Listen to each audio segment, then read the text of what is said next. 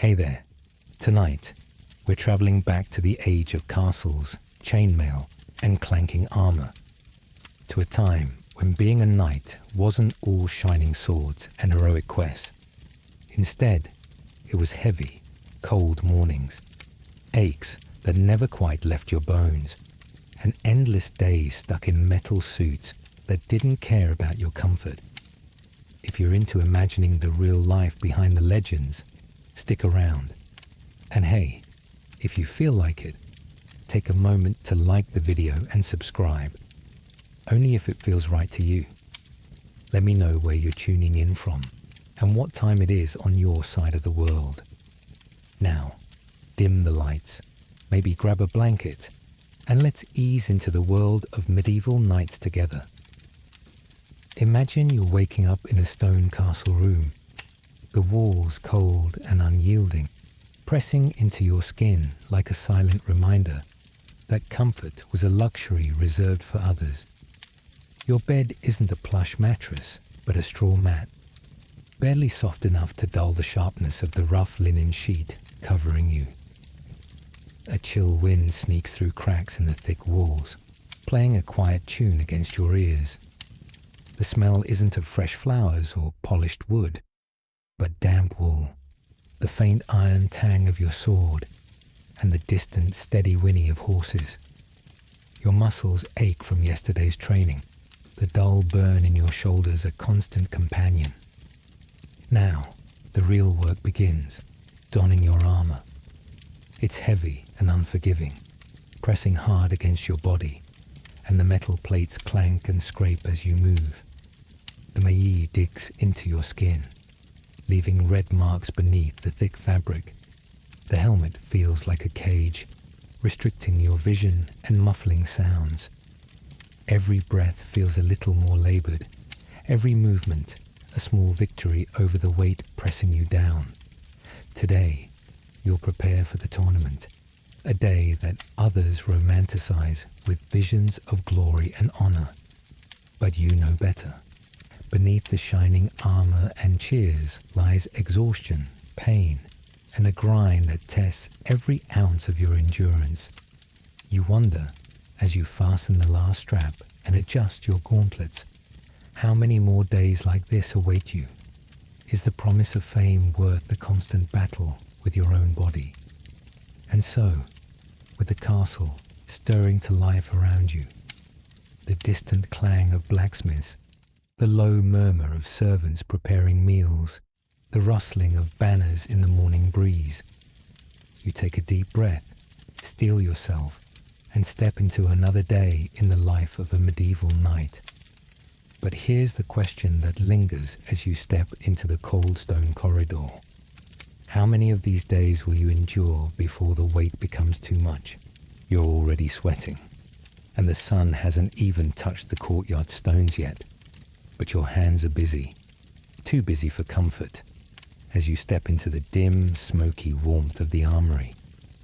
The air here is thick with iron and oil.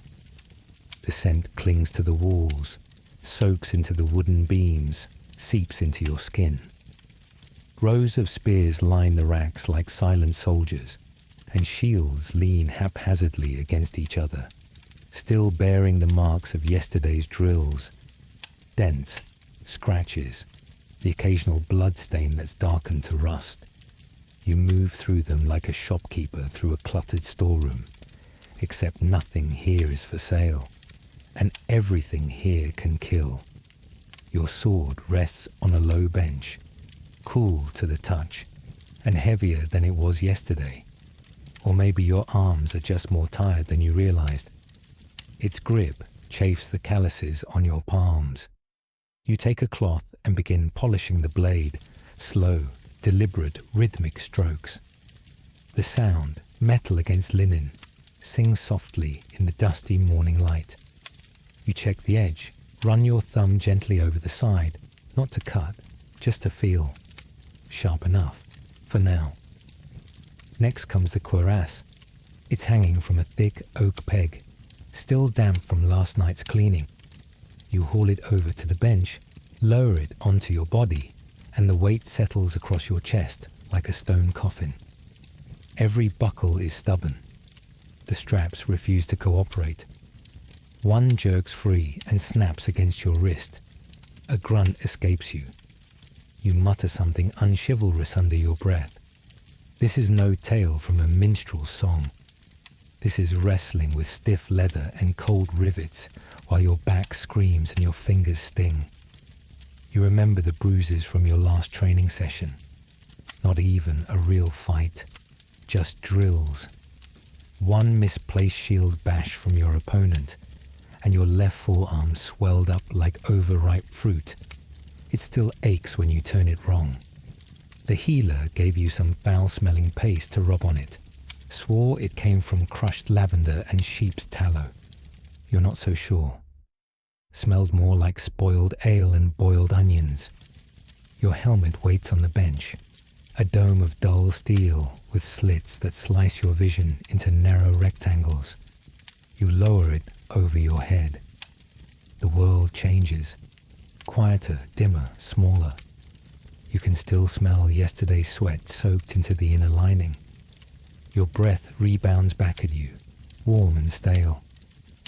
Every step of this preparation is ritual, not the noble kind with incense and scripture, but the exhausting kind born of necessity.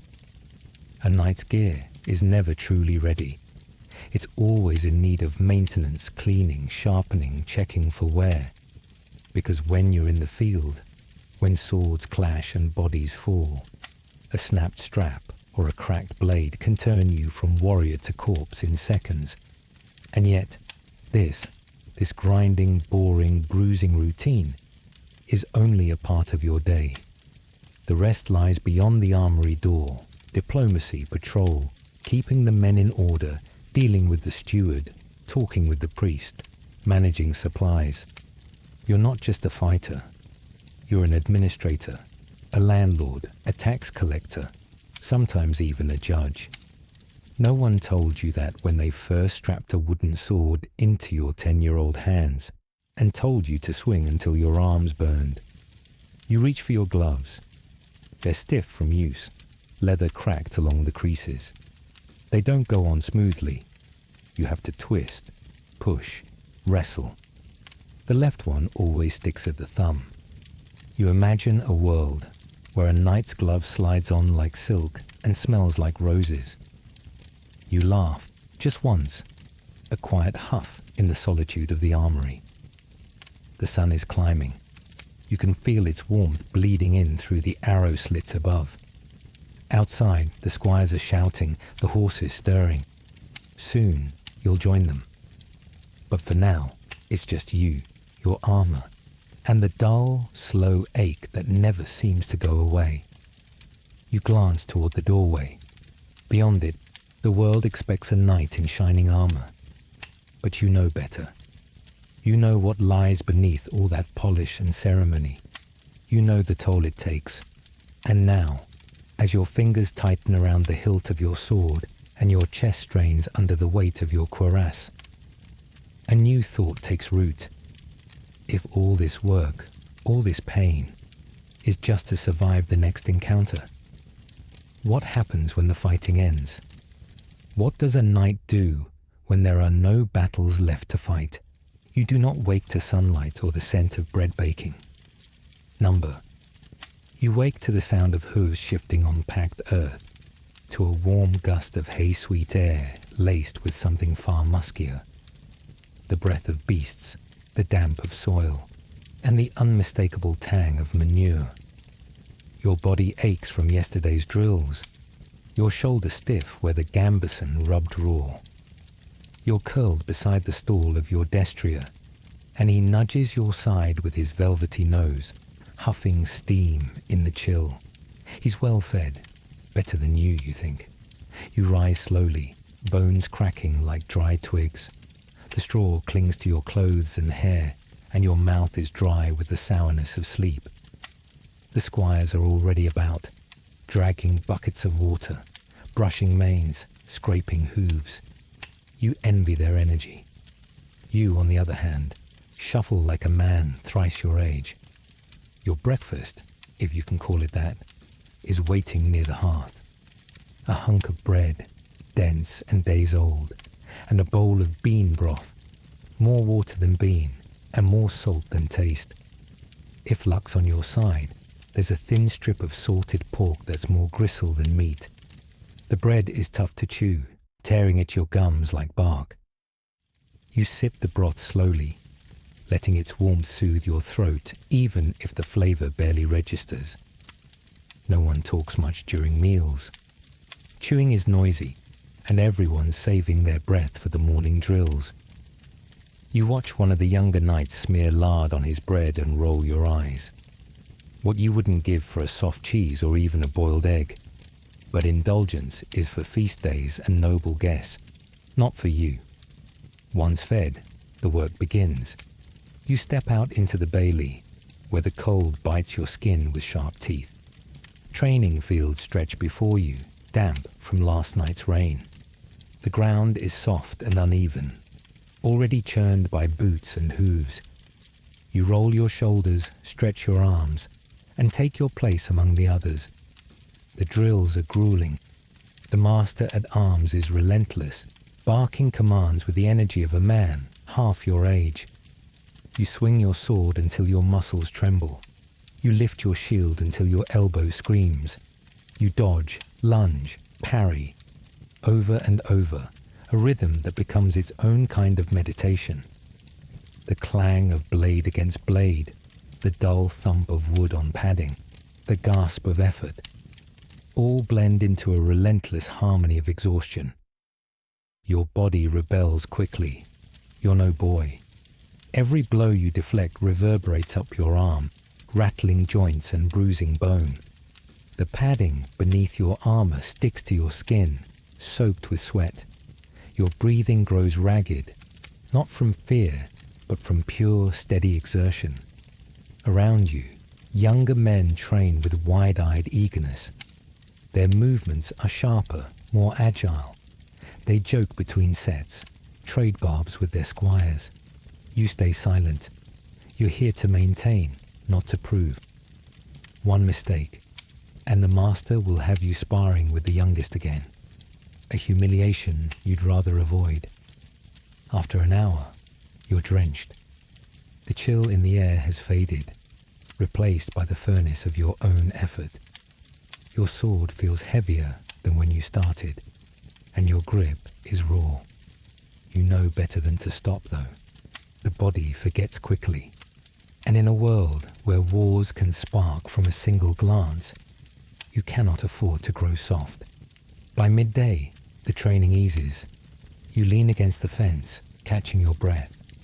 A squire hands you a ladle of water from a leather bucket. It's tepid, tastes faintly of old wood and dust, but you drink it gratefully. Your shirt sticks to your back, and your calves are tight with strain. You glance at your destrier, who watches you placidly from his stall. He looks fresh, groomed, content. His mane is brushed, his hooves oiled, his feed rich.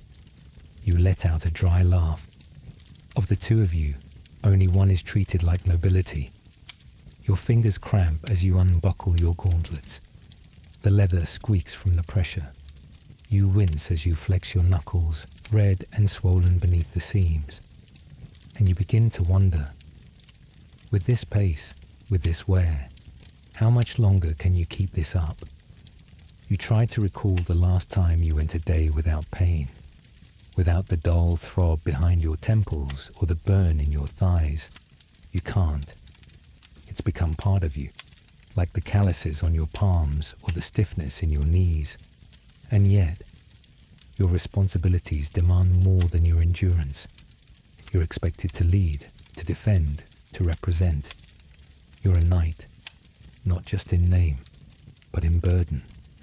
But what happens when your body no longer matches the image that title demands? You glance at the younger knights again, their limbs quick and confident, their laughter bright, and the thought slips in, soft but sharp. How do you preserve your strength when even the horses seem better cared for than you? You thought the worst part of being a knight would be the battles, didn't you? The steel on steel, the bruises, the blood. But no, those are fleeting.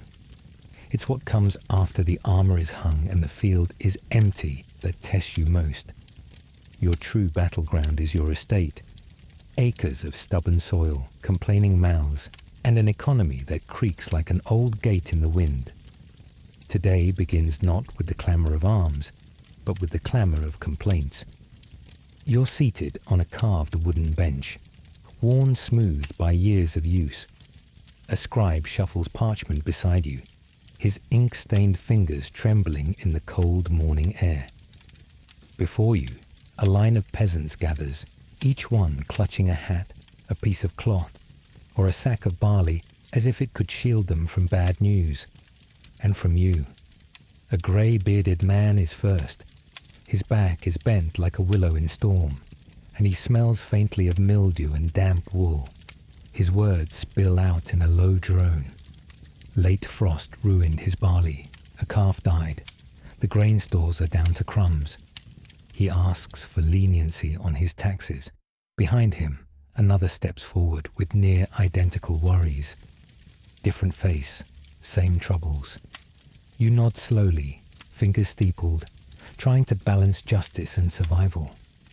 You need their taxes to maintain the keep, to pay your men, to keep your own household fed. But squeeze too hard, and you'll have rebellion or starvation on your hands. You're not trained for this. No one tells you that knighthood comes with ledgers and debt. The steward mutters into your ear about rising prices. Iron is harder to get. Timber from the forest has been reduced by rot. Salt from the coast now comes dearer. He suggests raising the collection rate or seizing surplus from those with better luck. You glance again at the villagers, their patched clothing, the hollow in their cheeks. You sigh. The power you imagine holding feels heavy and bitter. You rise to inspect your granary.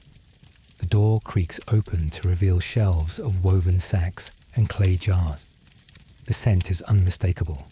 Grain dust, mould, dried herbs, and despair. Mice have gnawed through the lowest corner. A boy scurries in with a broom and a sheepish look, swearing he just discovered it. You descend to the stables.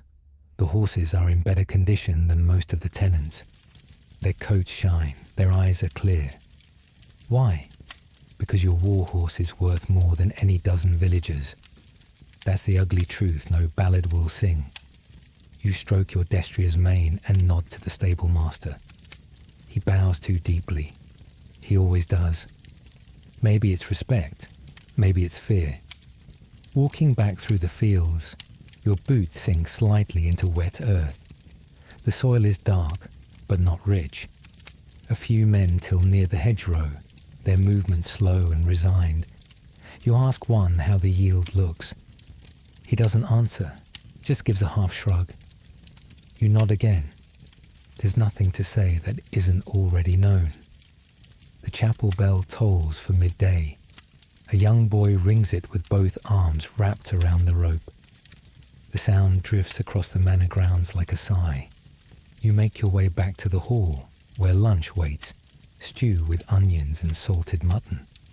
It's better than what the villagers eat, certainly, but not by much.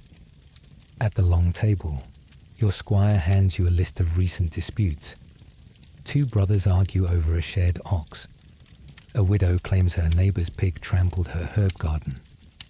A tenant insists his harvest was cursed by a travelling friar. And somehow, all of it comes to you. Because you are not just a warrior. You are judge, accountant, peacekeeper, landlord. No bard sings of the knight who settles property disputes or negotiates fishmongers' prices. Yet these are the battles you fight daily. You wipe your mouth with the linen square and rise again. The day is only half spent, and there are tithes to audit, serfs to review, letters from the baron to read. You pass through the hall and catch your reflection in a piece of polished metal. Not gleaming armor, not windswept hair, just a tired man in a tunic. lines deepening around your eyes. You stop at the window, looking out across your land. From up here, it seems almost peaceful. Rolling hills, narrow roads, smoke from distant chimneys curling into the sky. But you know better. You know the toll it takes to keep that illusion alive. And in a rare moment of quiet, you ask yourself the question that never quite leaves you. If all this weight rests on your shoulders, who holds you up? And so, you step away from the land, from the earth beneath your boots and the blunt complaints of peasants, and you enter a different battlefield, one far more perfumed, but no less perilous. The court. You stand at the threshold of the great hall.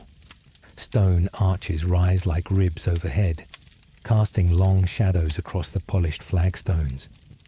The scent here is thick, beeswax from the chandeliers above, spiced oils clinging to robes, and that unmistakable undercurrent of warm breath and old velvet. You take one step forward, and it's like walking into the mouth of a lion. Your armor doesn't help you here. It gleams, yes, but no blade can cut through rumor, and no shield deflects a whisper. Around you gather the lords, the ladies, the bishops in crimson robes, the stewards with their scrolls.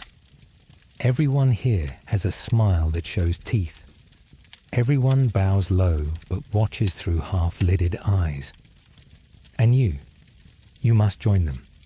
You must bow just as deeply, smile just as tightly, and speak just as carefully. You move through the room, your boots clicking softly against the stone, each step calculated. A noblewoman stops you with a glance. Her hair is coiled high, adorned with filigree, and her voice drips honey over thorns. She mentions a hunt, a dinner, a mutual acquaintance who, curiously, has fallen ill since last Thursday. Coincidence? Perhaps. But her eyes linger just a second too long, and the corner of her mouth twitches upward in something not quite a smile. You nod, murmur something about the dangers of bad weather and worse timing, and step away before the silk noose tightens. You know her game. You've seen it before. One phrase placed in the wrong ear, one comment twisted, and suddenly you're explaining why your men were seen near a rival's land, or why your tithe was late by a day. It's not enough to be blameless. You must be untouchable. At the far end of the hall, the king's banner hangs above the dais, gold on crimson, fluttering slightly in the draught. You glance at the throne. It's empty. Of course it does.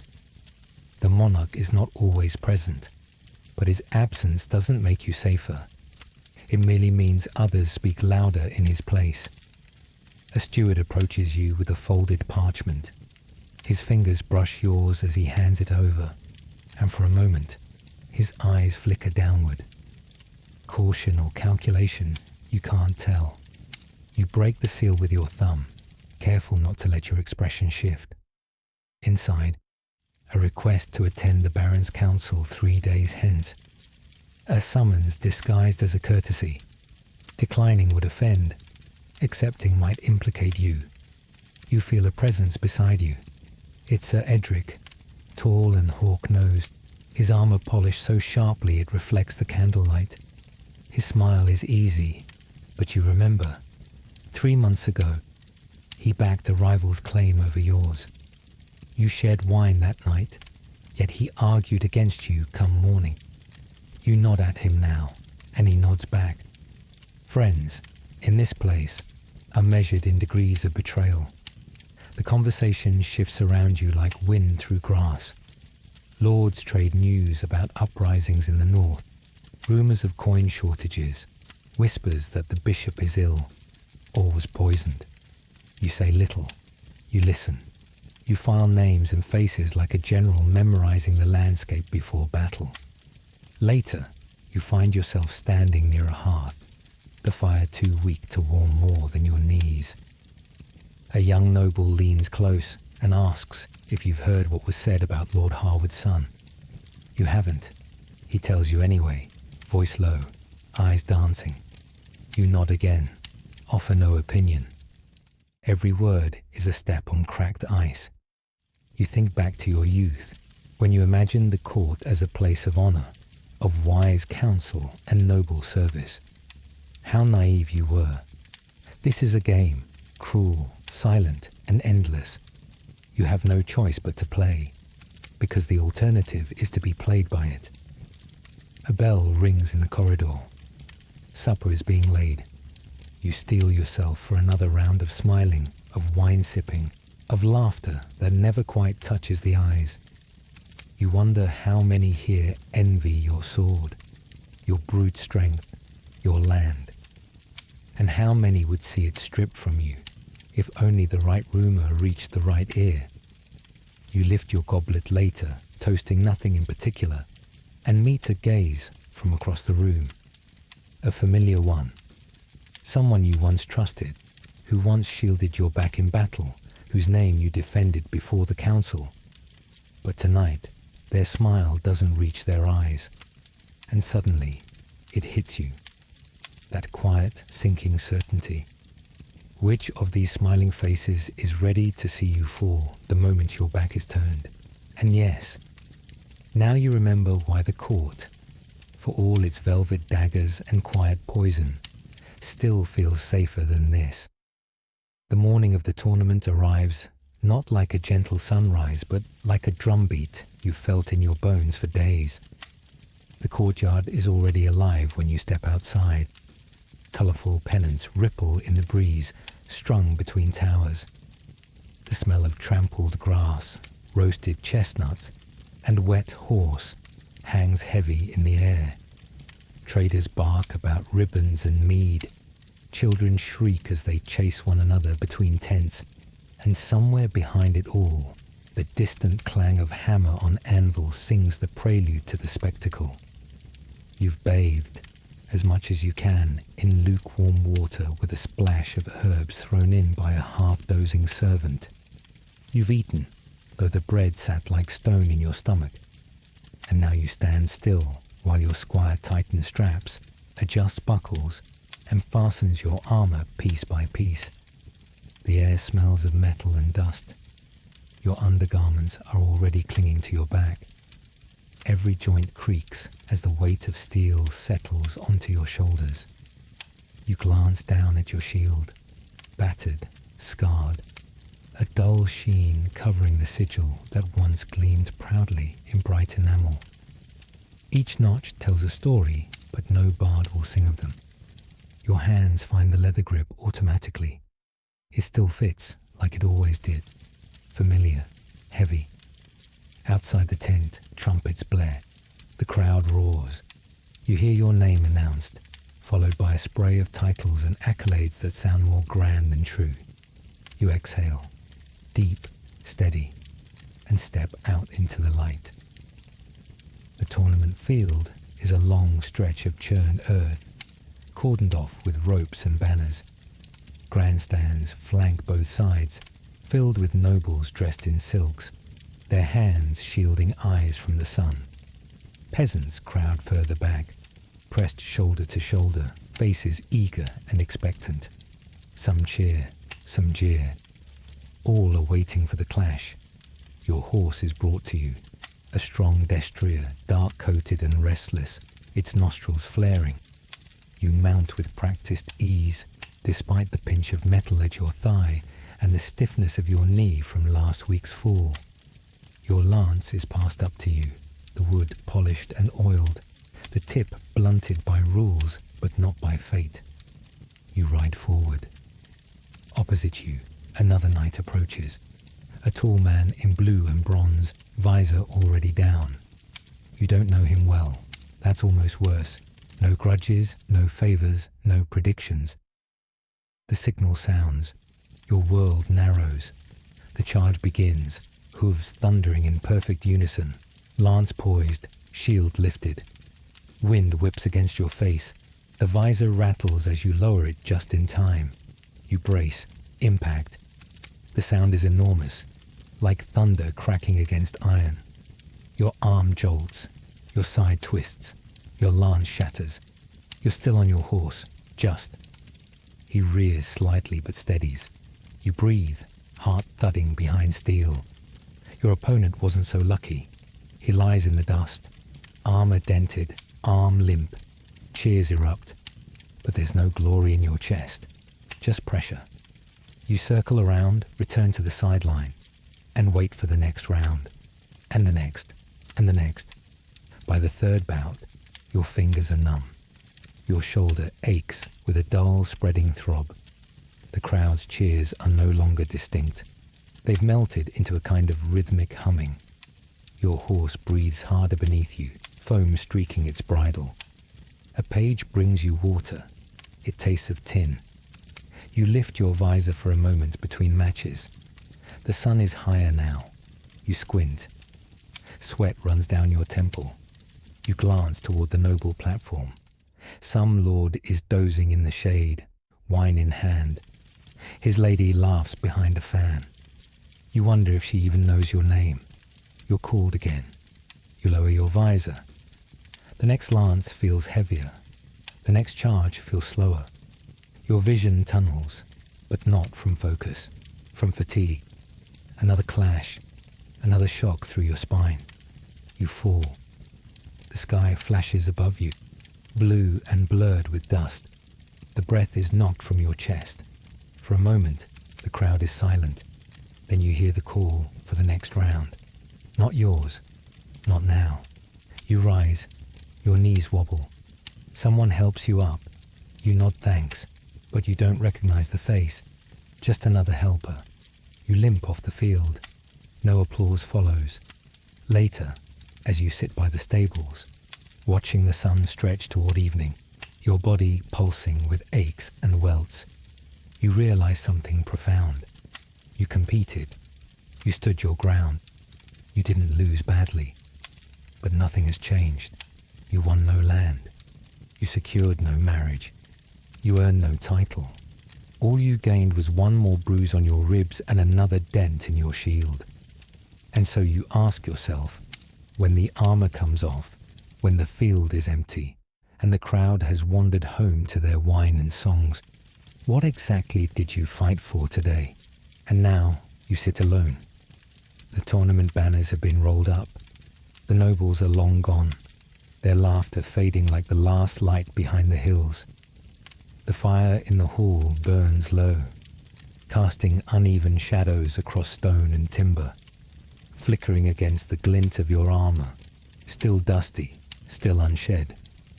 You could have taken it off hours ago, but something about the weight feels necessary, as if removing it might expose too much. You're not in pain, not in the way you're used to. The bruises on your ribs, the soreness in your joints, those are expected. But this quiet ache that settles into your chest and coils beneath your breastplate like smoke, is harder to name. You lean your head against the cool edge of the stone column behind you. The wind outside whistles through a gap in the wooden shutter, soft and persistent, almost like a voice. It reminds you of your father's fields, long before squires and spurs, when the world still felt wide and possible. Back then, you thought becoming a knight would mean never being alone again. But here you are, in a castle filled with men, servants, soldiers, chatter and boots, and the clang of steel. And somehow, the silence still manages to find you. You think of the friends you've lost, the boy from your training days, the one who could always make you laugh with a look, gone at 15 to a fever no healer could explain, or the old captain who taught you how to read the wind in an enemy's eyes, dead by arrow on a bridge nobody remembers. You still carry his token on a strap beneath your armor, though you've never told anyone. And then there are the living, the ones you pass each day, nod to at meals, ride beside on patrol. Comrades, not companions. Allies, not friends. You speak of tactics, taxes, tournaments. But when was the last time someone asked how you slept? When was the last time you answered honestly? The truth is, you don't sleep well. Not anymore. The nights stretch long, especially in winter.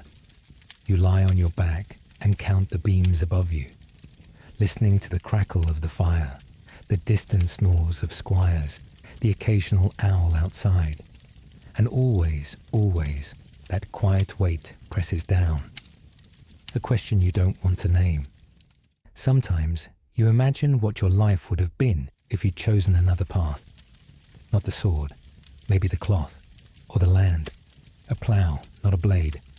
A wife, perhaps, with warm hands and soft songs at dusk. Children with your brow and her eyes. But what did you choose instead? Steel, duty, solitude. Your armor protects you, but it also isolates you. You can't feel the rain on your skin through chainmail. Can't feel an embrace through pauldrons and gorget. The touch of a friend's shoulder, the warmth of a hand grasping yours, not through gauntlets. You think about taking it off now, just setting it aside. But something in you hesitates, because what's left beneath it? You rise slowly and walk toward the shuttered window. You push it open a crack. The wind gusts in, cold and wild. You close your eyes and breathe it in. Somewhere out there a wolf howls. Somewhere a fire warms a family who doesn't know your name, who doesn't care about banners or bloodlines. And you ask yourself, not for the first time, but quieter than ever before, is there a way out of this armor, out of this circle, without losing yourself completely? There was someone once. You remember her not like a tale, but like a scent. Lilacs after rain, the sweetness of clover carried on the hem of her dress. You can still picture her standing just beyond the gates of the manor, hands clasped, eyes watching you not with fear, but with something softer, that impossible mixture of worry and quiet pride. It started as all things do, a glance that lasted one heartbeat too long, a conversation about a hunting falcon you could never tame.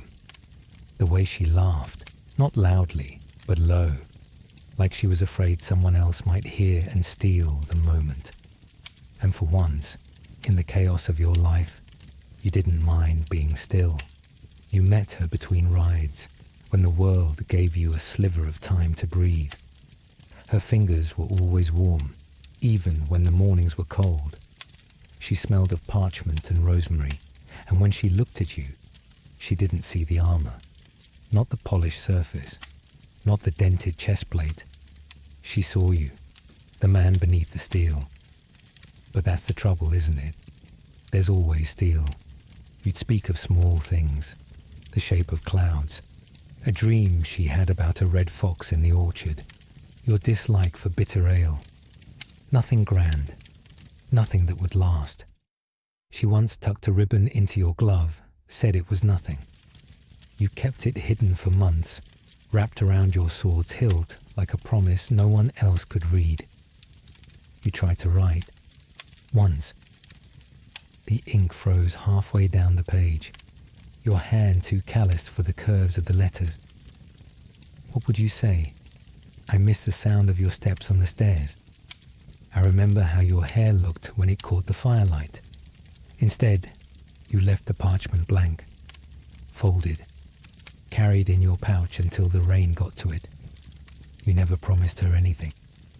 How could you? Tomorrow was always uncertain. Every kiss was heavy with what it could be, a beginning or an ending. She never asked you to stay, and you never asked her to wait. That silence was the only way you could love each other without bitterness. But even so, you remember the way she pressed her forehead to yours once, the last time you saw her, her voice low. If you return, you'll find me. A pause. And if you don't, I'll still remember. You don't know where she is now. Perhaps married, perhaps not. Perhaps waiting, in some quiet way, that doesn't need answers. Or perhaps gone entirely, like so many before her. You pass women at court now, powdered, perfumed, trained in diplomacy and deception. They speak in riddles and look past your shoulder. You offer polite bows, empty toasts, but it's not the same.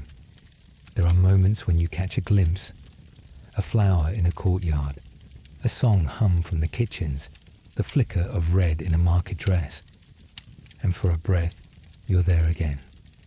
Not on the battlefield, not behind a shield, just a man, wanted by someone who saw more than duty in you. And that, more than any title or triumph, is what you miss most.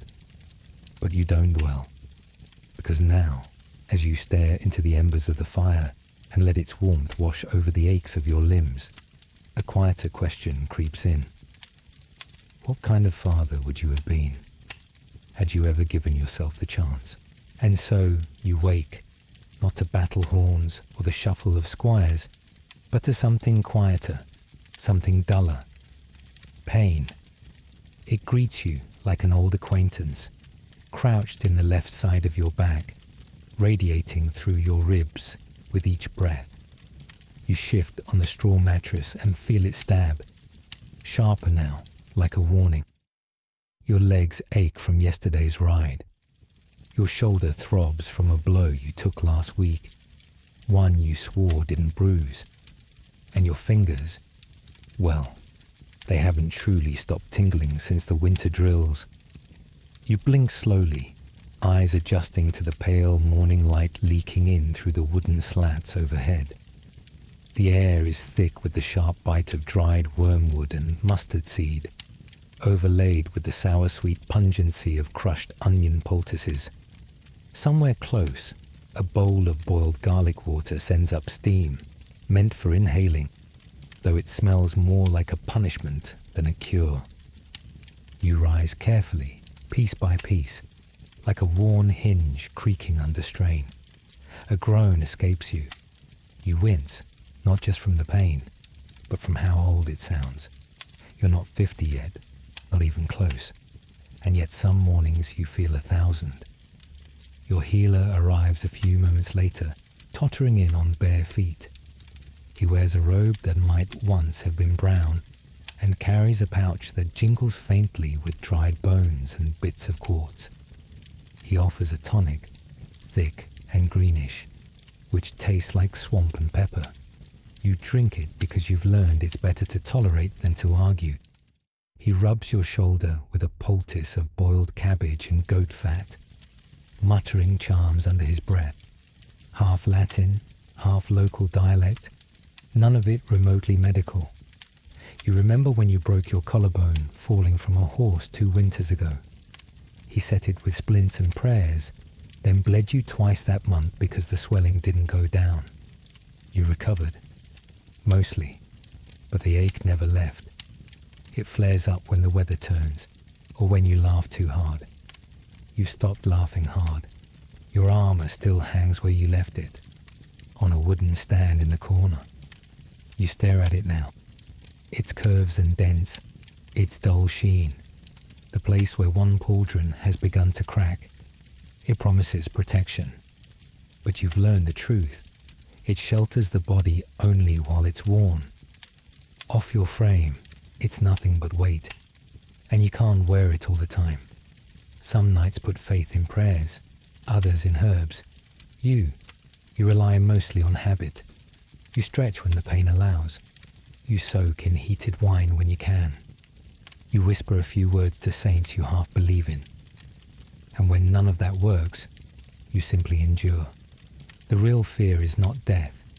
It's the slow decay, the fading of strength, the trembling of hands that once held a sword firm. The moment when your squire starts helping you mount your horse instead of just holding the reins. It's watching your reflection grow unfamiliar. Watching younger knights pass you by with unscarred faces and eager grins. You stand now carefully. Your knees crack. You pull on your tunic, slow and deliberate, every motion measured. The healer offers to apply another salve. You decline. You've learned which wounds heal and which simply become part of you. There's a banquet tonight. Your presence is expected. You'll need to be upright, polished, conversational. You'll need to smile with cracked lips and bow with a spine that doesn't bend like it used to.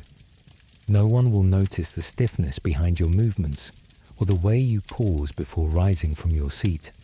And that, in truth, is its own kind of armor.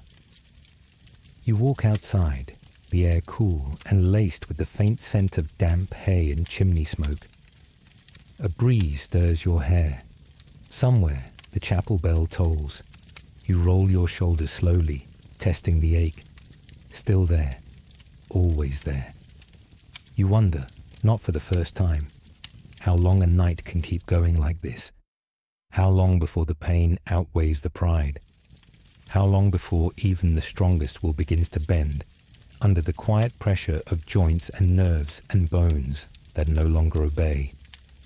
And the question stays with you, hovering like fog in the corners of your mind. Can you win a war against the one enemy you've never been taught how to fight? Your own body. Yes. The body betrays, the mind strains.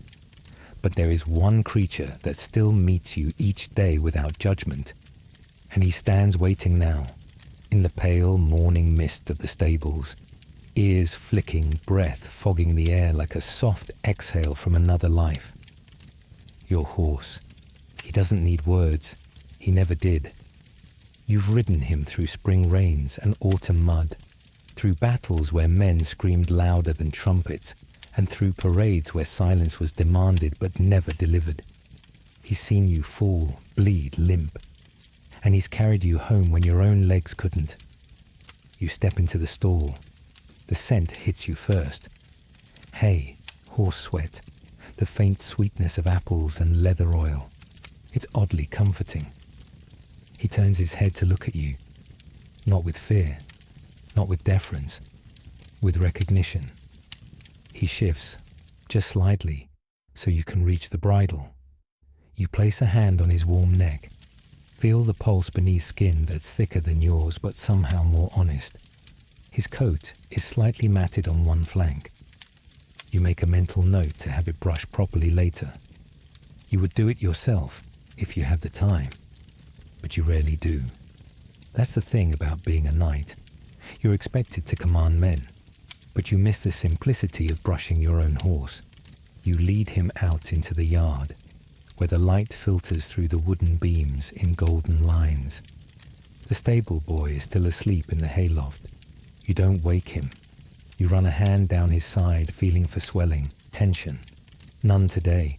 His joints are sound, his legs clean.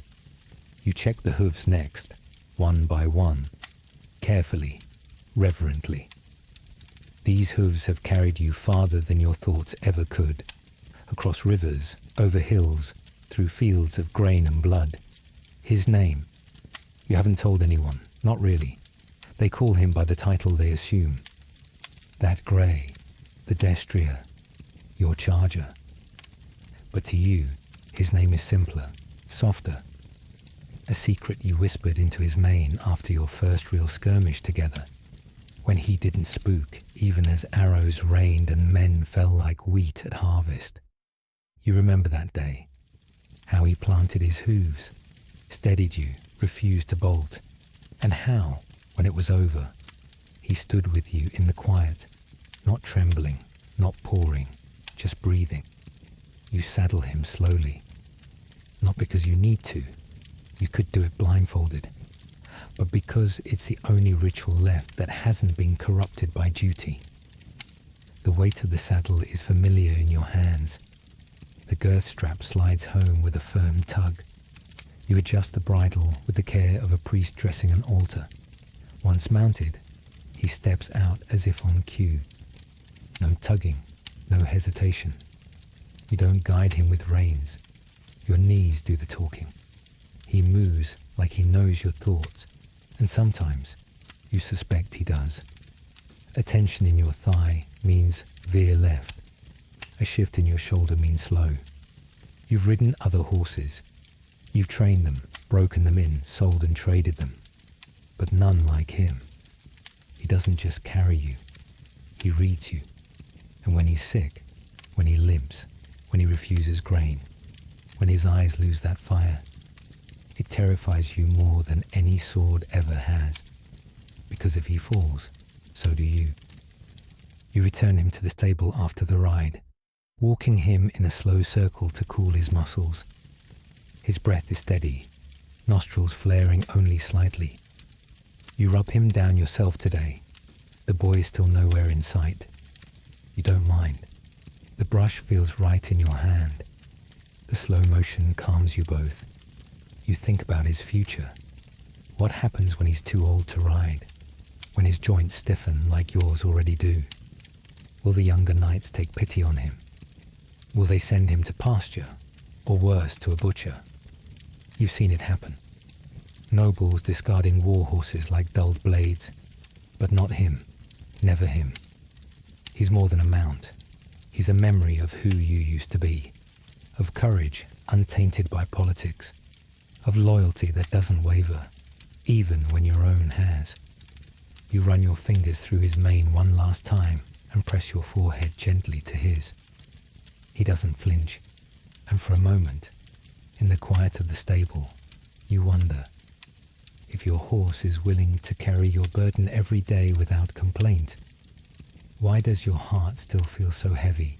Yes, you weren't always like this. You weren't always covered in scars and silence. You weren't born into steel. You became it. And when your body aches in the morning, or your soul grows tired of the endless weight, you remember, not to console yourself, but to measure how far you've come.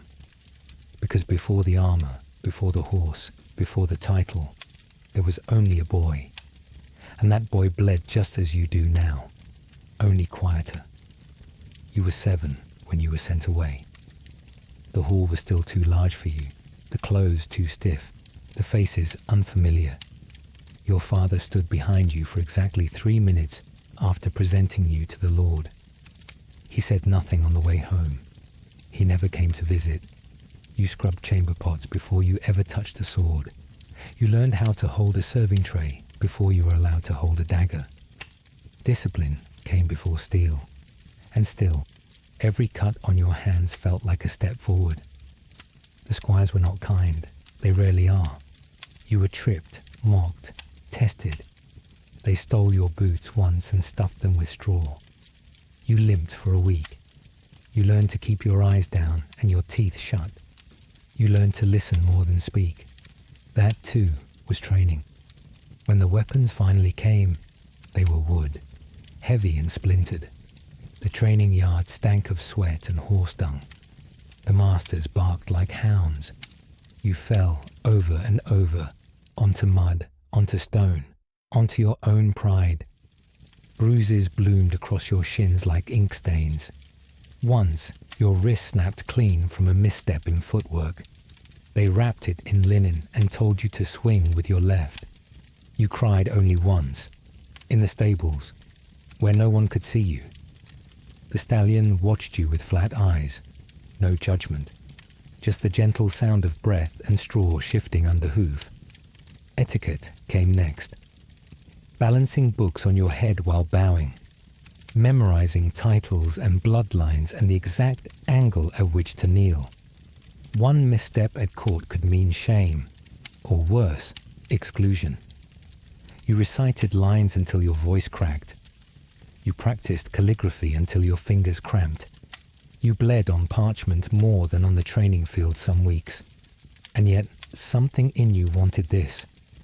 Not just for honor, not just for legacy, but because every small victory felt like a secret carved into your bones.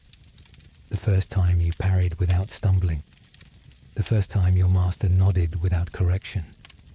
The first time someone called you squire and meant it. You remember your knight, the one you were assigned to serve.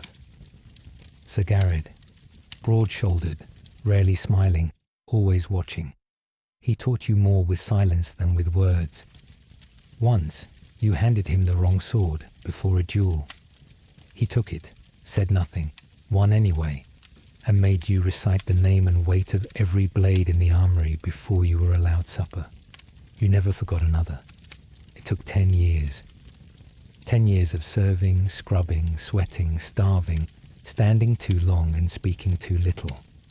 10 years before you were allowed to kneel and hear the words, "Arise, sir." But by then, the boy was long gone, and in his place stood someone quieter, harder, sharper. You think back now as you watch your own squire fumble with your saddle buckle, too eager, too unsure. He reminds you of yourself, not in his face, but in the way he flinches when corrected, in the way his hands tremble when he thinks you're not looking. You sigh and tighten the strap yourself. His cheeks flush. "Thank you, sir," he mumbles. You nod, and your voice surprises you with its softness. "You'll get it right next time." He blinks, a pause, then nods back. You watch him retreat, his shoulders slightly straighter, and you wonder, not aloud, never aloud, was the pain worth it?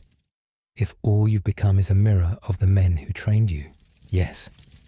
Perhaps you were forged in the yard, shaped on the battlefield, trained in the halls of lords and in the shadows of armor. But when all that fades, when the noise dies and you're left alone with your thoughts, you walk where no sword can follow. You walk toward the chapel. The stone is colder here, not like the chill of morning mist or the touch of metal, but deeper, a kind of quiet that seeps into your skin. You push the heavy door open, and it creaks like a memory. Inside, the air smells of beeswax, of pinewood smoke, of frankincense curling in slow spirals toward the vaulted ceiling. A dozen candles flicker in their holders, their light barely warming the darkness. Their shadows dance across the floor like forgotten ghosts. You step forward, slowly, carefully. Each footfall softened by the worn rushes scattered across the floor. The priest is already at the altar, murmuring in Latin. He doesn't look up. He doesn't need to. He knows your gait by now. You take your usual place. Second row, right side, near the cracked window with the faded blue glass. It's not habit, it's safety. From here, you can see both the altar and the door. A soldier's instinct never sleeps. You kneel. The wood is hard. Your knees protest. But the pain is familiar. It belongs here. You bow your head, hands folded, breath shallow. You don't speak aloud. You haven't in years. Words are too fragile in this place, too easily broken. Instead, your thoughts flow silently. Please without form. Give me strength. Help me heal. Forgive what I had to do. Sometimes you wonder if anyone hears. The statues stare blankly. The stained glass tells stories of saints you'll never meet. And the silence after your prayer is often longer than the prayer itself. You recall your first battle, how the priest blessed you with oil and crossed your brow before you rode into the storm. You remember gripping the hilt of your sword so tightly your knuckles bled, whispering a psalm as the arrows fell. You lived, others didn't. Was it faith that saved you, or chance? You've prayed over friends who never opened their eyes again. You've seen healers pray over wounds that still bled dry. You've watched good men, kind, brave, humble, die screaming while liars walked away untouched. And yet, you keep coming here. Not because you believe without question, but because you need to believe in something beyond the mud and blood. Because there must be more than the weight of duty and the ache of bone. There has to be something on the other side of the pain. A light. A reason. The priest finishes his liturgy. He moves like water. Old, but flowing. He doesn't ask if you want confession. He never does. He knows that knights rarely seek forgiveness they think they don't deserve. You stand, leg stiff, and light a candle at the far corner of the nave. The flame wavers for a moment, then holds steady. You watch it flicker, thinking of all the souls you've known who no longer walk beside you. You whisper their names, just once, not for them really, for you. And for a moment, the silence feels less empty. You step back outside. The chapel door shuts behind you, muffling the sound of prayer and fire. The sun is rising now, just enough to warm your face. You tilt your head toward it, eyes closed. You still don't know if your prayers are heard. You still don't know if they matter. But as your hand rests on the hilt of your sword, and your feet find the stone path back to the world, you ask yourself if it's possible to carry both doubt and faith, and not let either break you. Yes, faith may carry the soul, but the seasons test the body in ways no prayer can soften. You feel the change first, not in the sky, but in your joints. When autumn recedes and the sun begins to retreat behind a pale grey veil, your bones start to protest. The cold is no longer a guest. It becomes the master of your days, and the castle, built to withstand siege, seems just as effective at locking in the chill. Winter begins in whispers, a stiff breeze through the courtyard, frost clinging to the lips of the well, your breath hanging longer in the air, and then the full weight. Mornings that begin in darkness, nights that arrive before supper. The hearth must be fed constantly, and still the stone walls exhale cold like an ancient beast that never sleeps.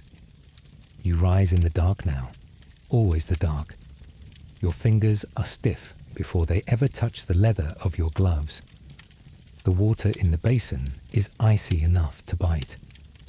You wash your face anyway, because to skip the ritual is to surrender, and you cannot afford surrender. Outside, the stables are cloaked in frost. Your horse's breath clouds like fog as you greet him. He stomps once, impatient with the cold. You pat his flank and speak soft words you barely recognize anymore. Not for him, but for yourself. Breakfast becomes simpler in winter. Thinner stew, harder bread, salted meat if you're lucky, dried apples if you planned well. Supplies must be rationed carefully. The stores are low, the fields are bare, and the roads, covered in snow or mud, make trade sluggish, if not impossible. Even training changes. The yard is too hard for fools and too slick for sword work. Instead, drills are moved indoors, closer, tighter, louder. The clang of practice blades rings in your ears long after drills end. The cold creeps in under doors, around the edges of your boots, through every seam in your tunic. It becomes part of you. You begin to measure time not in hours, but in the length of firewood stacks, in how many cloaks you wear, in how many meals until the next shipment is due. The servants grow quieter. Even the laughter of squires seems muted, like it too is afraid of the frost. But spring, oh spring. Spring does not arrive politely, it explodes. The first melt sends rivers through the courtyard. Mud becomes a way of life. The air smells of rot and promise. Dead leaves giving way to green shoots. You feel something loosen in your chest. The sun returns, shy at first, then bold, and with it, the labour. Fields must be tilled, fences repaired, roofs patched, horses trained back into endurance. You oversee it all, sleeves rolled, voice hoarse by midday. The castle bustles, hope stirs, but so does the ache, in your back, in your knuckles, in your memory. Then summer, bright, relentless. You sweat before the day even begins. Armour becomes a furnace. Each breath is heavy with pollen, dust and smoke. The work is endless. Crops, patrols, diplomacy. Pages running with buckets. Blacksmiths pounding day and night. The roads open, and so do the risks. Bandits, tax collectors, rival claims.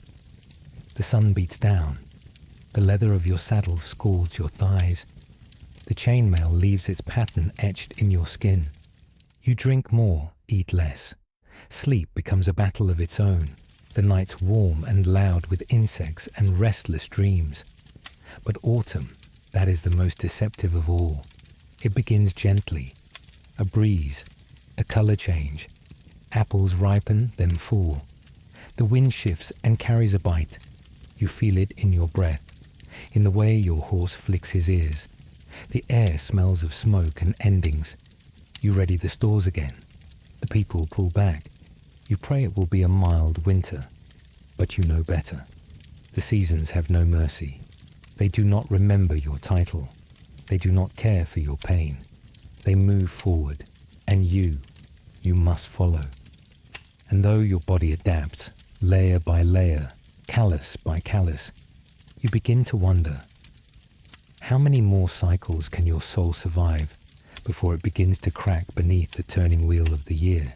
Yes, the wheel turns, and with it comes the one sound that cuts through every season, every chapel bell, every heartbeat of your horse. War. You hear it before you see it.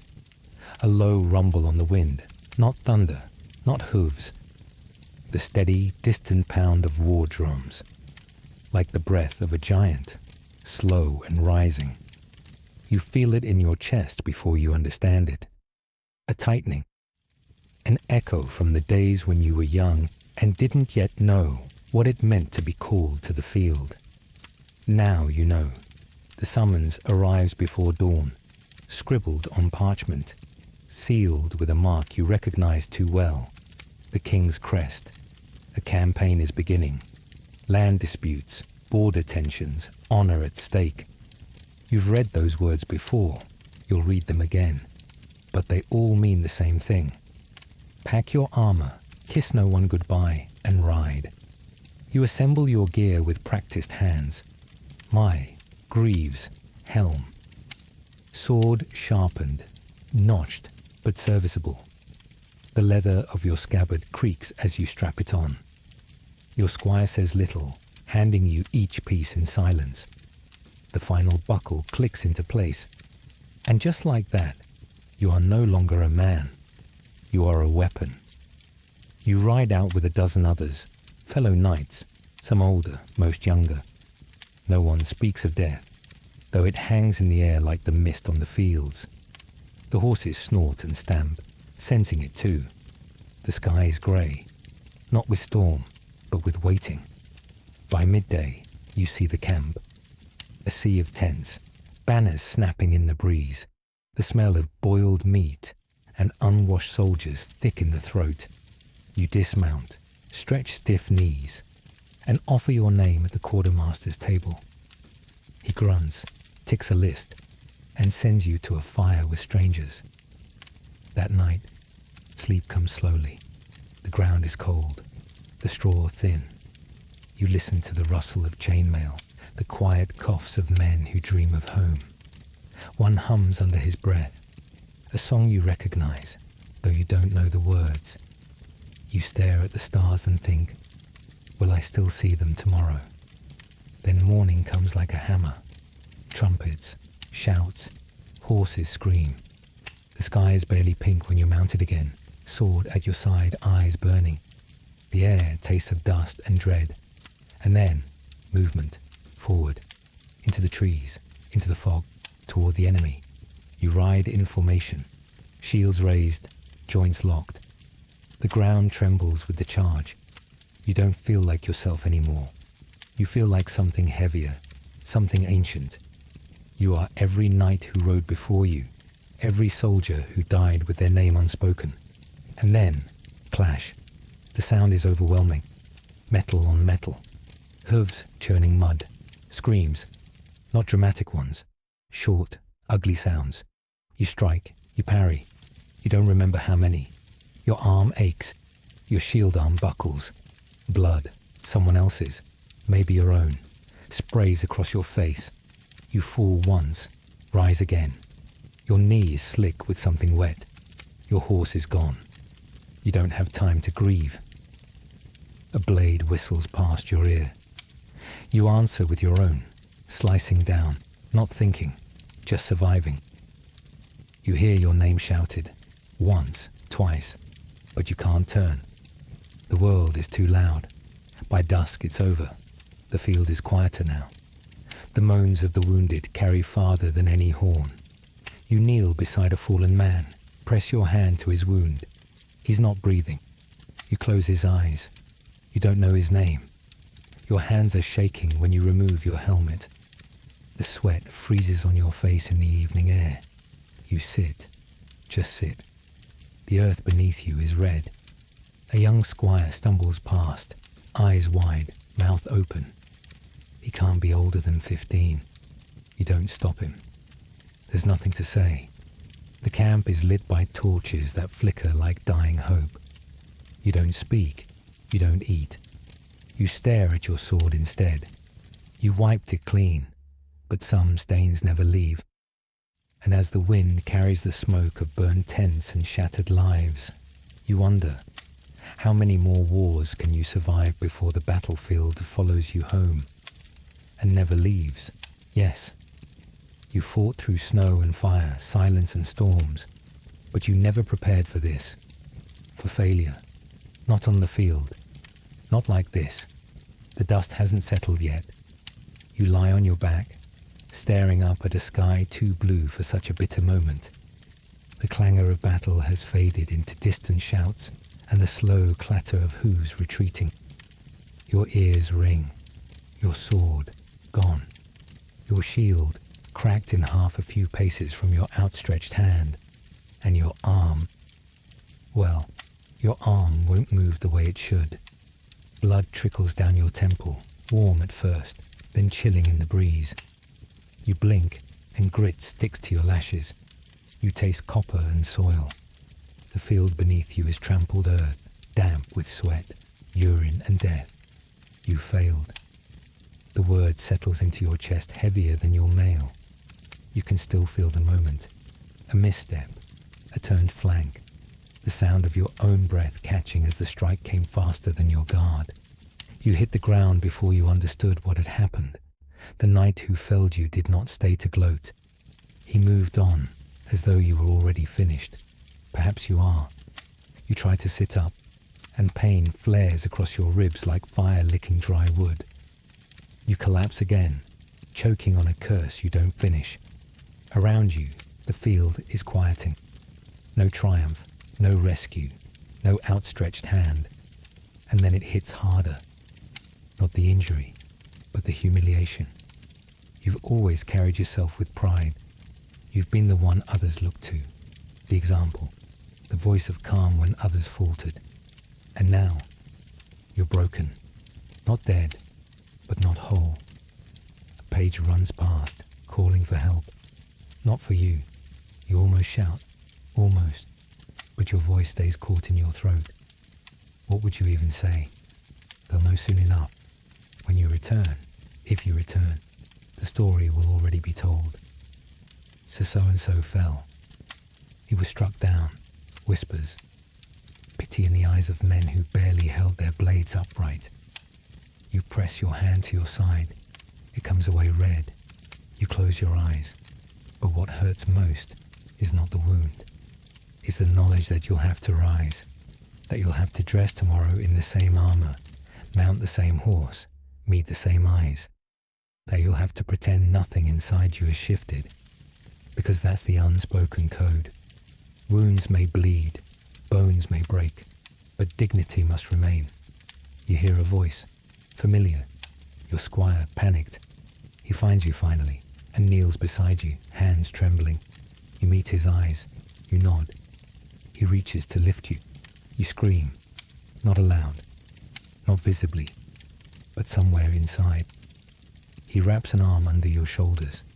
Together, you rise. The field around you is a ruin, but you're not dead, not yet. And the hardest part isn't the standing. It's knowing that from now on, they'll look at you and see this. The fall, the wound, the weakness.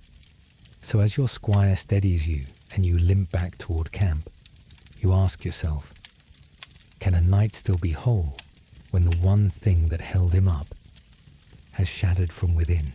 Yes, even in war, even in armor, even behind the helm and above the stirrups, you are not alone.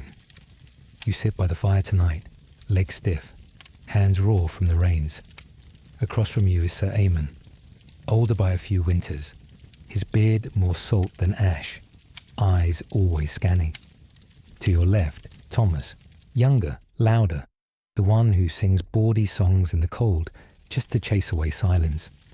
Others gather too, brothers not by blood, but by burden. You may not share a mother, but you've shared worse.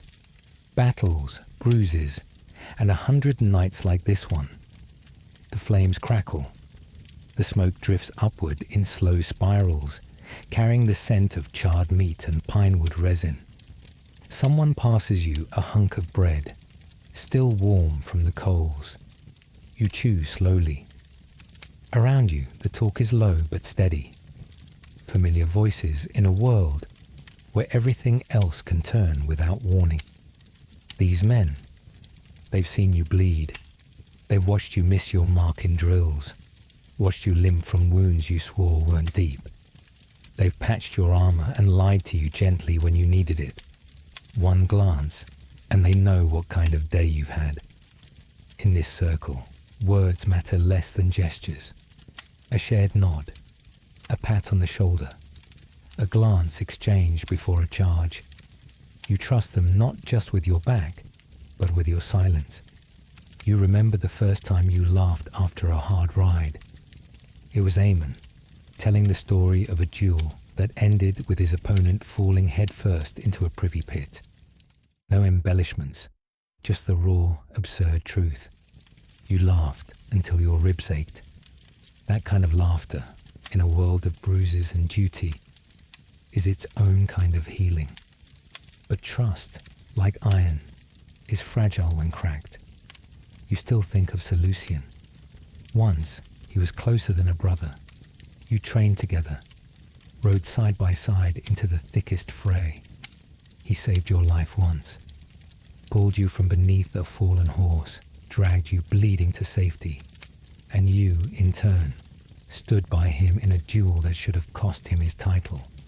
But ambition is a sharp thing. He took a bribe, a position promised, a whispered betrayal. You found out only by accident, an overheard name, a coin that didn't belong. You confronted him, not with a sword, but with a question. He didn't deny it. He just stared at you, calm, cold, and said, "You would have done the same, would you?" You left him that night, never spoke again.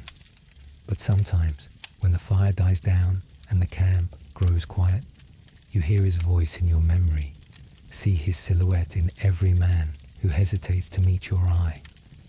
Not all wounds come from blades. Still, for every Lucian, there is an Aemon, a Thomas. Men who will march beside you through rain and ruin, who will share their last crust of bread without asking, who will bury you if it comes to that, and not forget your name. You glance across the fire now, and Thomas tosses a twig at you, grinning, teasing you for how long you stared into the flames. Aemon smirks, and the others chuckle. The moment is simple, brief, but precious. And yet, beneath it all, a shadow still stirs, not of sword or siege, but of the doubt that never truly leaves. Because if even the ones closest to you can choose the crown over the bond, how will you ever know who truly stands for you, and who simply stands near? Yes, you've seen the worst of men and the weight of iron, but tonight, you feel the warmth of life return in a way no battlefield ever could offer. The feast hall glows. It begins not with the clink of goblets, but with the way the doors are thrown wide, and the scent of roasted boar spills out into the courtyard like a promise. You step in slowly, your boots brushing old rushes strewn across the stone. Torches burn along the walls, fat, waxy flames that dance and sputter with cheer instead of menace. Their light catches on polished shields hung high above, each one a tale, a triumph, a name carved into memory. You remove your gloves. The hall is warm, crowded, loud, but not the kind of loud that tightens your jaw. This is the noise of joy, of hands slapping backs, of laughter shaken loose by ale. Somewhere in the corner, a fiddler soars through the opening notes of a reel, his bow jittering with rhythm, and already a few squires are stamping boots to the beat. At the high table, the Lord raises a horn and calls for blessings on the harvest. Bread is broken, meat carved. Stew is ladled into earthen bowls, thick with onion and root. You can taste the spices before the spoon reaches your mouth. Pepper, too rare for daily meals, lingers on your tongue like heat from a hearth. The wine is deep red, sharp and sweet, and it stains your lips faster than you notice. Beside you, Thomas, ever the jester, lifts a goblet high and toasts to the only battle we won tonight, over the last drumstick. The hall erupts. You chuckle. Real laughter, not the tight-lipped smile you've worn for months. Your shoulders, for the first time in weeks, begin to ease. Then come the dances. You remain seated at first, content to watch. The women swirl in linen dyed bright with berry and bark, skirts twirling like banners caught in a spring gust. The men move in loops and stomps, clapping in rhythm, lines weaving in and out like a loom. The music is repetitive, hypnotic, a pattern stitched into the air itself. Eventually, someone pulls you in. It's a young woman, cheeks flushed, eyes bold. You can't say no. You rise. Your steps are unsure at first. The rhythm feels foreign after so many days of marching. But soon your boots find the beat. Your limbs remember. And suddenly you're part of it, spinning, laughing, alive. As the night deepens, so does the music. Flutes now, slower tunes, the sort that make you sway more than stomp. Plates are empty. Candles burn low. A hush falls, soft and grateful, as if everyone silently agrees to carry the moment like a fragile flame. You look around. Thomas is asleep, face in his arms. Eamon sips from a wooden cup, eyes glazed with memory. The woman who danced with you is gone, vanished like a dream. You sit again, breathe. Let the silence settle over your bones like a woolen cloak. You think of how few nights like this there have been, how many more you might never see. These moments, warm, golden, fleeting, feel unreal in their gentleness. And so, as a final log cracks in the hearth and the embers pulse with quiet light, you ask yourself, how long before the drums of war, of duty, of pain, drown out the song once more?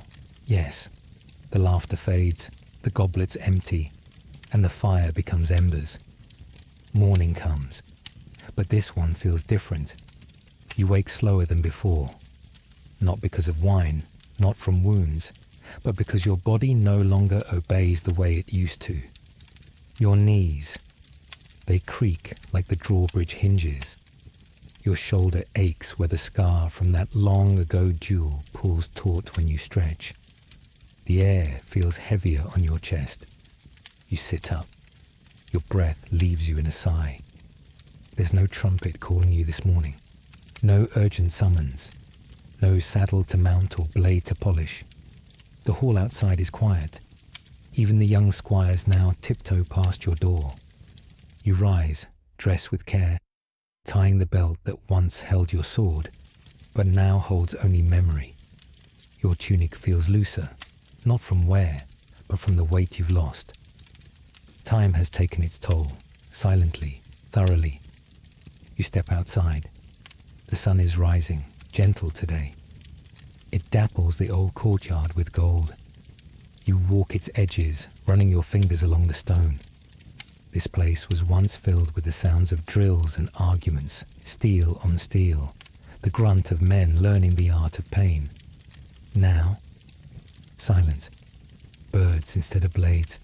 A boy runs past, a new squire, no more than 10. He doesn't know your name. He barely looks. And why should he? To him, you are just another part of the stone. Another old thing from another old time. You make your way to the stables. Your horse, not the one you rode into battle. That one's long gone. But this one, gentle-eyed and slow, nuzzles your hand as you offer a dry apple. You stroke his mane. He doesn't flinch. He knows your touch. You don't ride anymore, not truly. But sometimes, when no one's watching, you sit in the saddle just to remember the feeling of height, of purpose. Back in your quarters, you open the old chest.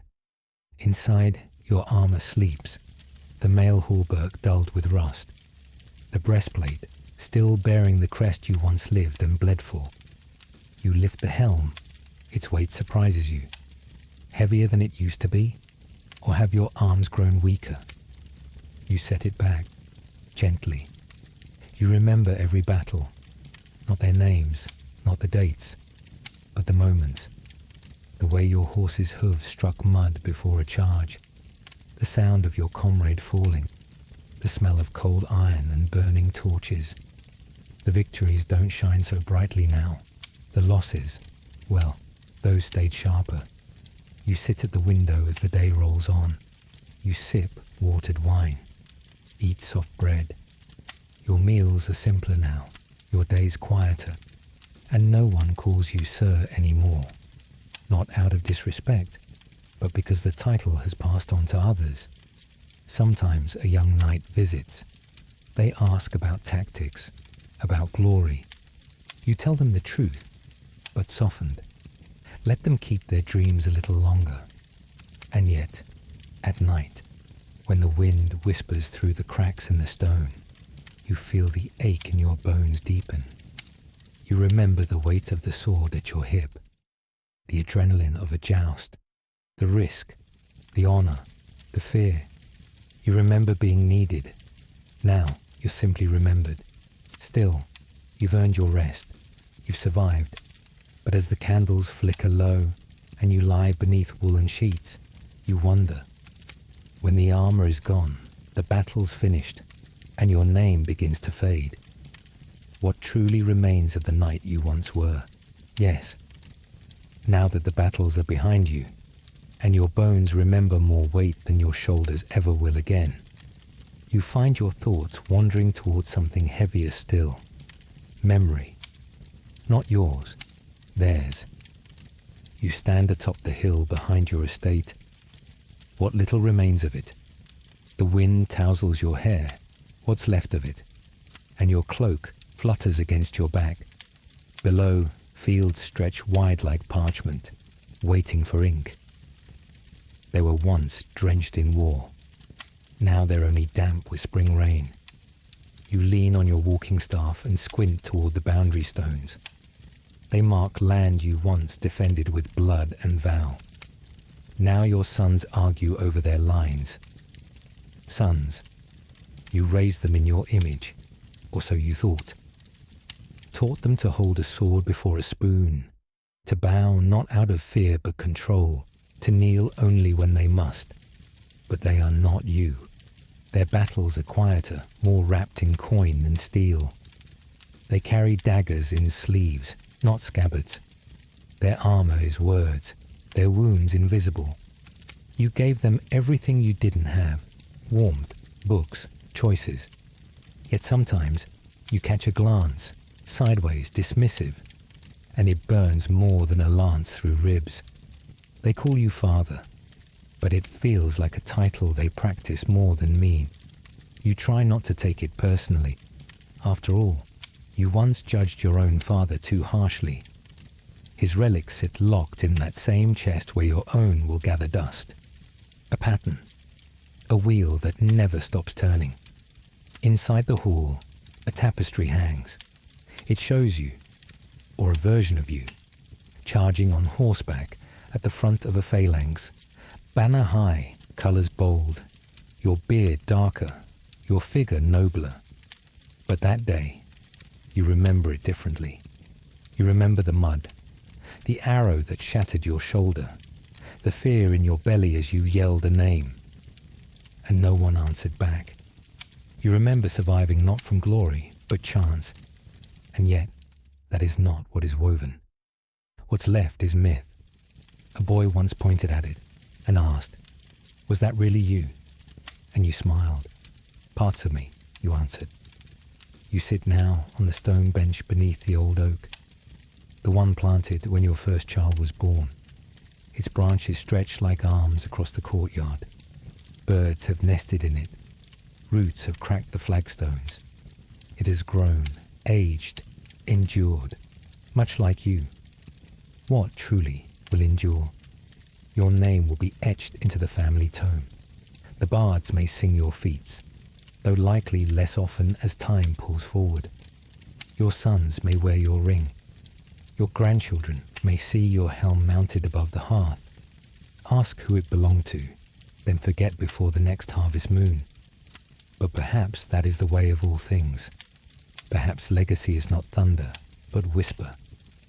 You close your eyes, hear the wind rustle leaves, smell rain in the distance, and ask yourself, not for the first time, was it worth it?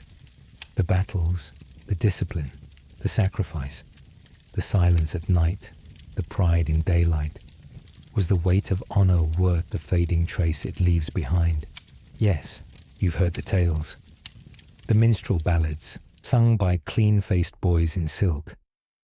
The ink-stained scrolls in the hands of men who've never gripped a blade. The courtly poems written for women who would faint at the smell of a forge. They call it romance. You call it nonsense, because you lived it. And none of it, not the flowery language, nor the honor-glazed epics, ever truly captured what it meant to wear that steel skin, to sleep beside a blade, to wake knowing your breath could be your last before sunset. You sit now in the great hall, older than most, silent as the hearth crackles low. Around you, the younger knights jest and drink. One of them recites a tale, a battle sung in rhymes full of chivalry and perfect blows, of noble glances and last-minute mercies. You say nothing, you only sip, because you remember that same battle. And it wasn't beautiful. It rained that day. Cold, soaking rain that made your scabbard slick and your footing treacherous. Your left boot split before noon, and the mud pulled with every step like it wanted you underground. The field wasn't open and golden. It was narrow, hemmed by trees, a trap for horses. And mercy? You didn't see any of it. A dying man doesn't care for poetry. A dying man gurgles in his own blood and reaches for a friend who's already fallen. But none of that makes a good song. They also forget the smells, the rust of blood, the iron of sweat, the reek of unwashed wool under armor never aired. They forget the boredom too, the endless waiting before a skirmish, the hunger in winter camps, the sickness that passed from tent to tent faster than any messenger. Still, you understand why the myths endure. People need stories. They need heroes with clean tunics and brighter hearts. They need knights who rescue princesses instead of burning villages under orders.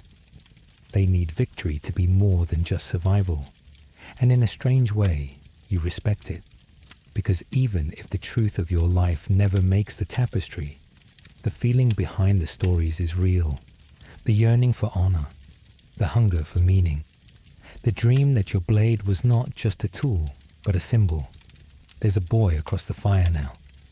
He watches you with wide eyes, too young yet to understand, but old enough to wonder.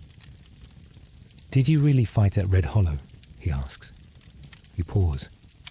You remember the trees, twisted like pleading arms, the ambush, the scream of your horse as it fell, the man you didn't save, the boy you had to leave. You nod. Yes, he leans forward. Was it glorious?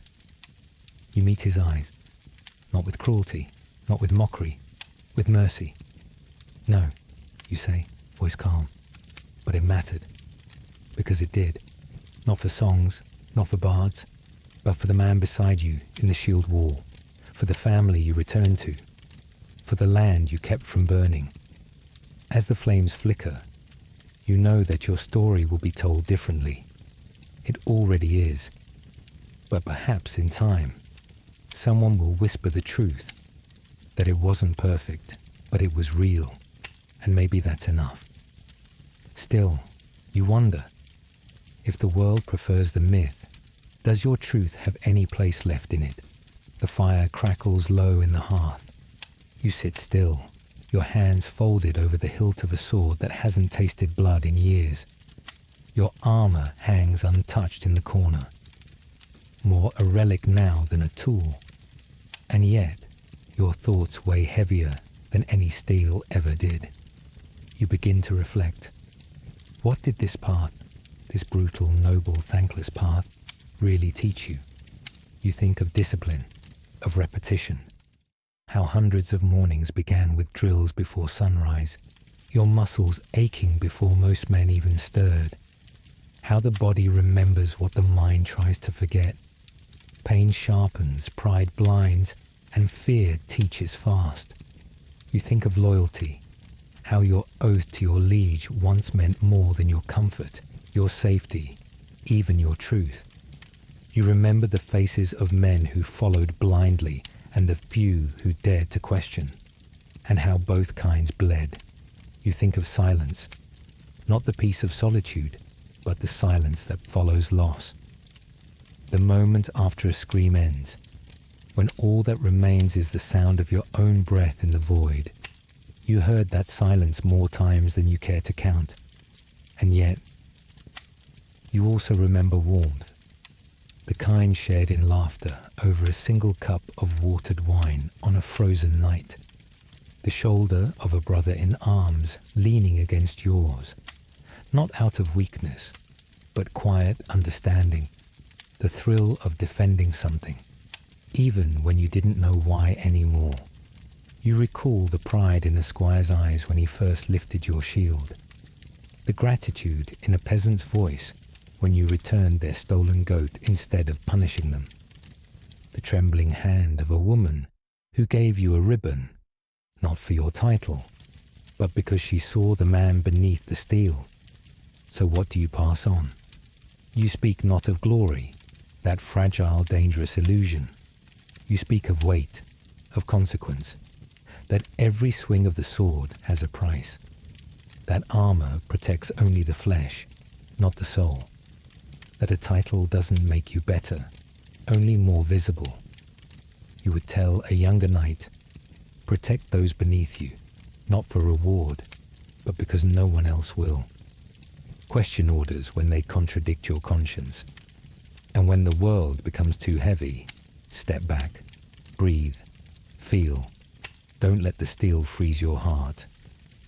But here's the truth you never told, not to squires nor scribes nor sons. You regret some of it. You regret the times you stayed silent when you should have spoken. You regret that sometimes you fought the wrong men for the right reasons. Or worse, the right men for the wrong ones. You regret the years lost to pain you couldn't name, the joy you didn't allow yourself to feel. And yet, you're still here, and that means something. So when the young come seeking wisdom, you give it not with pride, but with humility, not as law, but as offering. Because knighthood, real knighthood, isn't forged by armor or blood. It's shaped by the choice to rise again, even after failure, even after loss. But are you truly ready to lay it all down? Or is there still one chapter left, not of sword, but of legacy? The embers glow softly now. You sit alone in the same hall where once songs of victory rang and boots echoed across the stone. Time has blurred those voices, softened those banners, and dulled the shine of your name, but not your memory. You no longer reach for your sword when a door creaks open. You no longer sleep with one eye open, listening for war drums or whispers of betrayal. Peace, that elusive, fragile thing, has come not from treaties or oaths, but from the acceptance that you have done what you could. Your hands rest quietly on your knees. They once held shields, lifted fallen men, broke bread with kings, and cradled children who never knew your full weight. Now they hold nothing, and still they are full. There is no applause, no crowd, just you, the hearth, and the steady tick of wood cooling in the fire. You think about everything you once were, son, squire, knight, lord, wanderer, survivor, and what you are now, a man. You don't pretend your life was glorious. It was hard. It was brutal. It was real. But in that honesty lies your dignity. Not carved in marble, but pressed into the soil, the lives touched, the silence honored. You remember the way your horse would huff in the cold, the feel of chainmail biting into your shoulder after hours of wear, the rare laughter shared by firelight with men who would not survive the next battle. You remember how pain taught you patience, how loss taught you love, how duty taught you restraint. And now, with nothing left to prove, you can breathe. You hear the wind outside, soft and rhythmic, as if the earth itself is sighing in relief. You smell the faint aroma of burnt oak and wax. You feel the heavy weight lift. Not armor this time, but the last burden of expectation. You've come to the end of your road, not with a cry or command, but with stillness. Your life was not perfect. It was not legendary, but it was yours. And that is enough. So now close your eyes. Let the stone beneath you fade. Let the noise of the world retreat. Let the fire's warmth draw you deeper. You have fought. You have bled. You have loved. You have endured. Rest now, night. The war is over. Sleep.